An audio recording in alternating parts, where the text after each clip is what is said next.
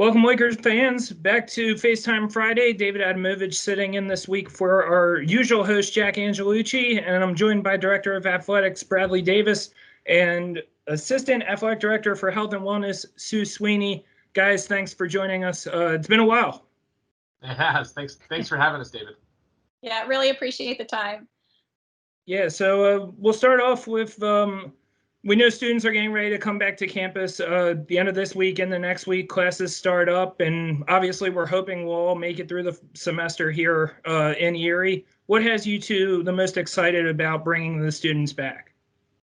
Yeah, I mean, for me, it's just seeing our students again. You know, the number one thing we talk about every day is student athlete experience, and everything we can do to just make every day better for our students and our student athletes. And we haven't seen them since March. You know, we were in the middle of championship season for winter sports and starting spring sports, and all of a sudden everybody was gone. So for me, I'm just excited to see everybody and see the Mercyhurst masks all over our campus and start reconnecting again. Yeah, the same for me here. I'm just excited to have their energy back on campus. I think that's a big part of it. Just having some more people even around the last, week or that, it just changes the whole feeling on campus. And knowing that the athletes are coming back to at least be able to practice and enjoy the sport that, that is part of them and makes them feel whole again is really important to us.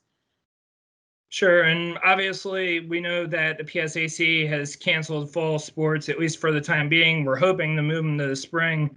But outside of the varsity athletic aspect, what kind of activities has the athletic department kind of planned, not only for varsity athletes maybe to get involved, but for just regular students as well? Sure. I mean, we're focused on keeping all of our students active. Our fitness center will open when classes begin.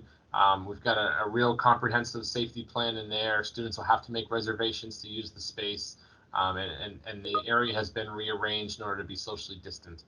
We anticipate our teams practicing and having hopefully a productive and active fall. Sue and her staff have put together a great resocialization plan that I'm sure she can touch on. That's geared to keep our students safe, but start slow and allow us to increase activity as we go.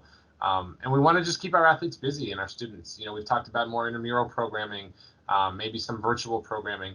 We'll roll out a lot of new initiatives once we get to September. Yeah, like Brad was talking about within the rec center, again, opening that space up to them, but knowing that there's going to be some changes there within the rec center, limiting capacity, but the scheduling piece is going to be a big part of that for the students and student athletes to make sure they're scheduling their time. We want to have that opportunity. We're going to be doing some of our lifting with Coach Joe and that outdoors. So we're going to do some, as much as we can outdoors, take advantage of the fact that we have a large, beautiful campus. I think that's going to be an important piece for us. And also kind of working with student life. I think as student athletes, right, you've been so focused on being an athlete that you sometimes aren't able to be a student. So as much as you can take the opportunities at student life, the activities they have available, and be a part of that and be a part of the entire campus, it's a time for student athletes to take advantage of that, because it's something I hear a lot of times when you talk to seniors, are like, I wish I would have, done this. Now's the opportunity to be a part of the entire campus. So I hope student athletes take advantage of it. Sure. In addition to the rec center, what kind of other safety measures and precautions have you taken as a department to ensure anyone that walks through the MAC, Saxon, Lower Baldwin, the MIC, feel safe and can go into those spaces? So a lot of things that we've done is like kind of looked from the ground floor up. Stacy Gaudette and her facilities group have done a fantastic job, along with Joe Stepp, and looking at everything from traffic flow to how that we're cleaning, how we're sanitizing. You'll see changes that's set up differently. Well, you'll see less chairs around, less couches, offices kind of moved around. So we've looked at it from the ground floor up, looked at capacity, how we schedule things properly. But I think we've done a fantastic job, and our crew is really, everyone in the department has been, everyone on deck, and just making sure that we can create a safe environment for our student athletes to be in the areas they love and enjoy the facilities that we have. But there's going to be guidelines around them. But we're ready for you to come back. Just, Sue hit the nail on the head. Everything we've done has been to prepare for our student athletes to return to Mercyhurst, and that plan has changed countless times over the spring and summer. But we have a great staff that's really worked tirelessly to do everything we need to do. As you come back to campus, you'll see athletic training facilities in the middle of the MAC now. We've expanded that area. It just different looks across the board. We'll really limit access in locker rooms for quite some time, and keep meetings as virtual as we can. And then the one thing you'll see across campus is masks. Everyone is wearing masks all the time. Unless you're in your office by yourself or in your dorm by yourself. That's just the way you can stay the safest. And we've really been just hammering that point home with our coaches and our student athletes the last few weeks as they get ready to come back. I know you touched on it briefly about hoping the varsity teams can somewhat practice I know it's in like phases and stuff like that. What's kind of the phasing throughout? Yeah, so the first bit when they get back, and that's starting about the 20th, this coming Saturday, that we'll have times on the field that athletes are able to schedule for. So they'll schedule those times. There's limited numbers. We'll be monitoring up there because there's going to be social distancing and masking. And I know they're like, well, we're playing a sport and moving around. We're trying to be we're following NCAA rules, and we're also following the state of Pennsylvania guidelines. But our main goal is to get you to a point where you can practice normally, right? So we're trying to, again, put you in groups of people that you live with, you eat with, and you train with. Limit your exposure that way. And so that we're able to, again, move through the phases, and the phases, again, based on a little bit more. We open a gate and we give you a little bit more, freedom, right? But we have to make sure in those 14 days when we're asking you to follow these guidelines that we're doing them.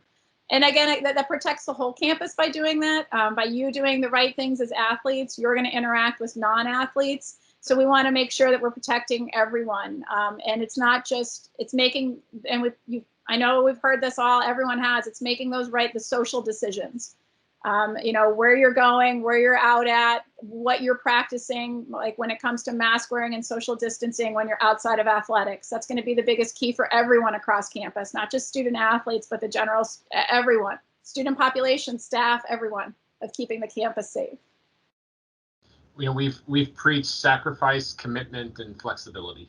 We've been talking about that all summer. In order to play sports in the spring, we're going to have to make sacrifices this fall. It's not going to be a normal college experience for anybody. And our student athletes, more so than anyone else, have to make the sacrifices and make the right decisions that Sue talked about. And that speaks to commitment. Our athletes, we talk about being committed to our program, to our teammates, to our coaching staff. Now we have to prove it.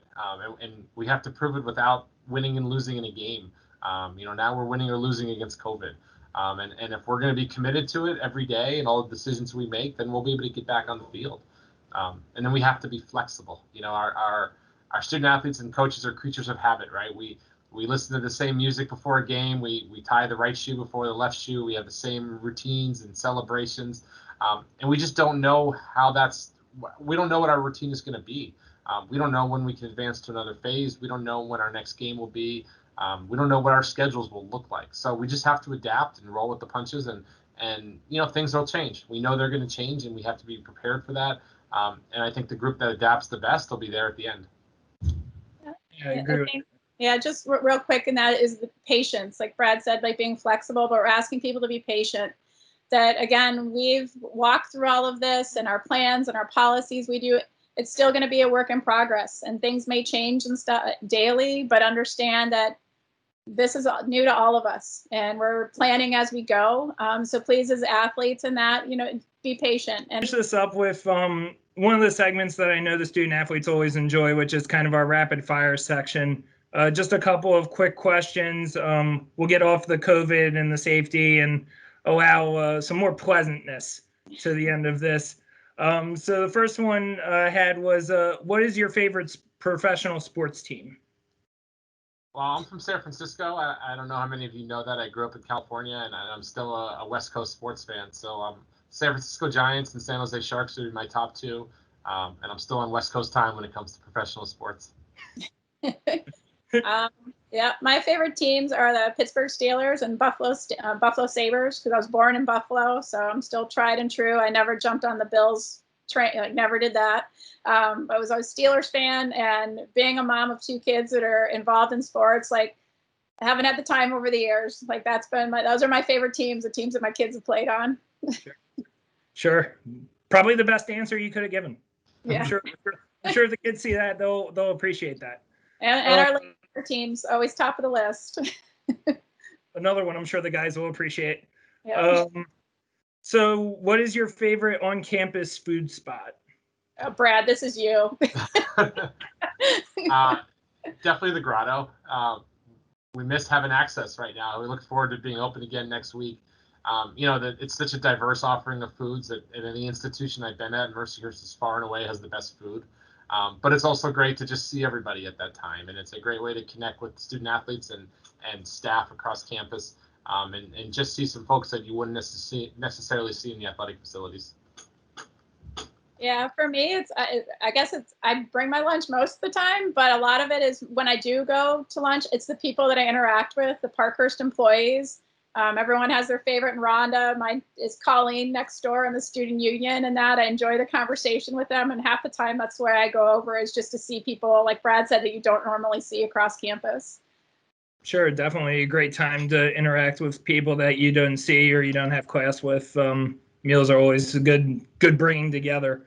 Yep. So once you get outside of the Mercyhurst bubble and you're just around the city of Erie, where do you look to go if you need a place that's outdoors, that's your spot? Like, you got to go somewhere outdoors. Where are you going? So this one's yours.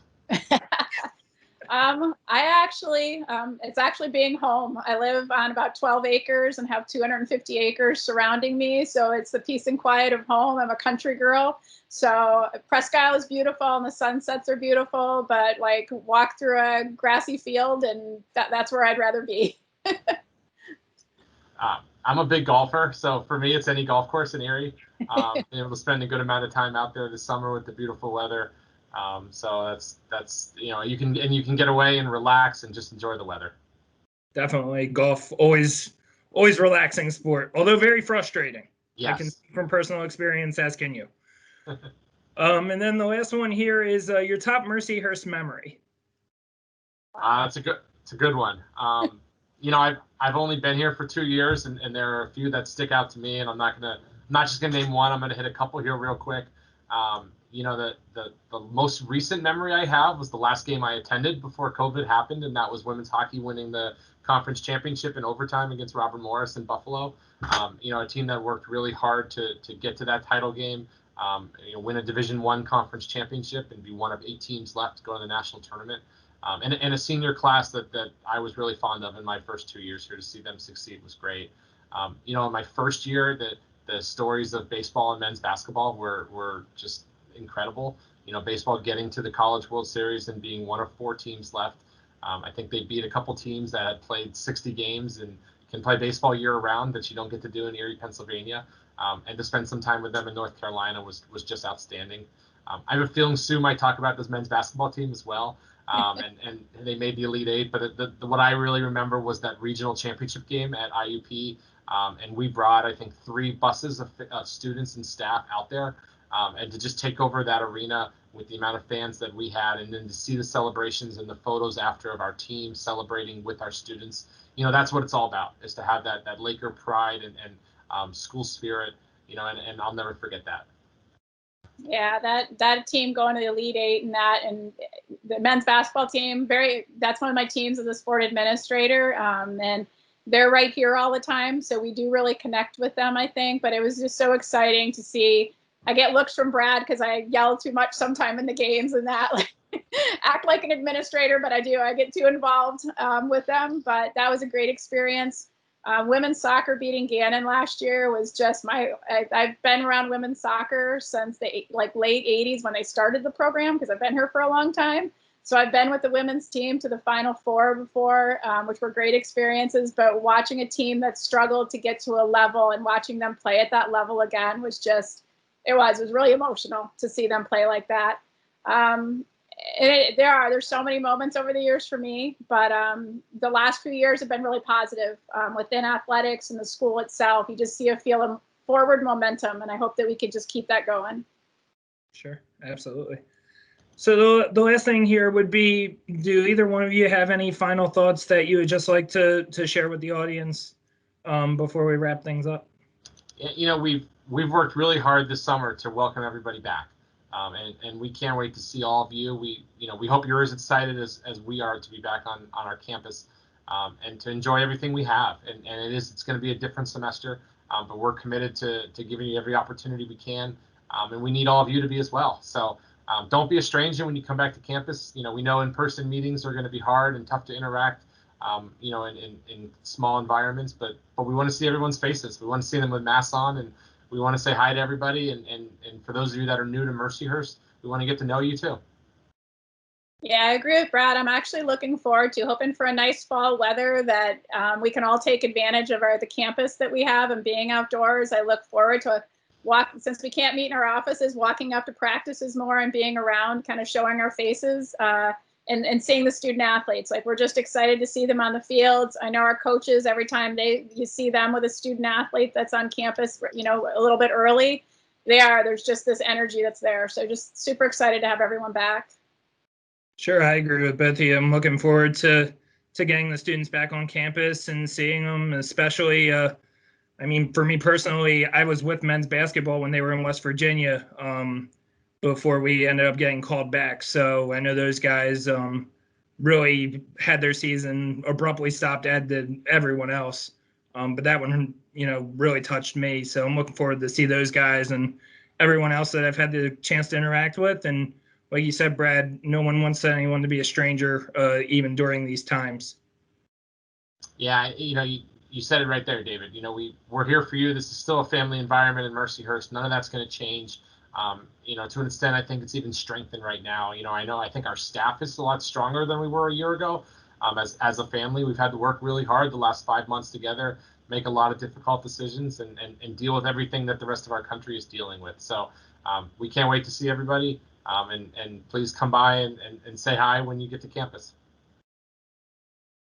All right, Laker fans, we'd like to thank Brad Davis and Sue Sweeney for joining us this week. I'm David Adamovage signing off, and go Lakers.